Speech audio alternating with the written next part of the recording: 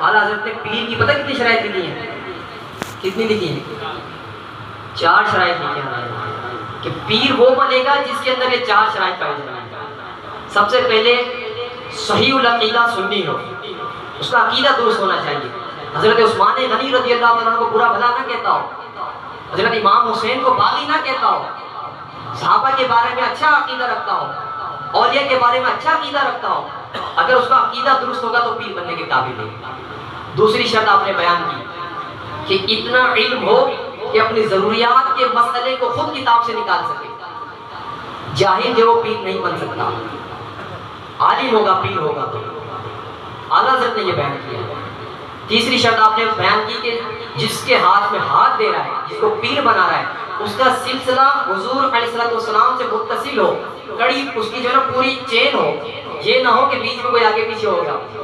اس کا سلسلہ جو ہے نا وہ بالکل متصل ہونا چاہیے حضور علیہ السلام کے بعد۔ اور چوتھی بات جو اعلیٰ حضرت نے بیان کی وہ بڑی اہم ہے۔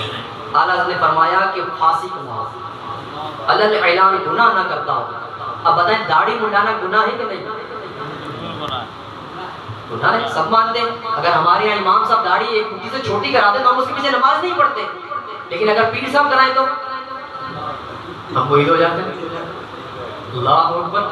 تو یہ باتیں آپ دیکھیں اعلیٰ حضرت رحمۃ اللہ علیہ نے، بھائی پیر تو وہی جو نبی پاک صلی اللہ علیہ وسلم کے طریقے پر ہو، اسی کا ہم نے مرید ہونا ہے۔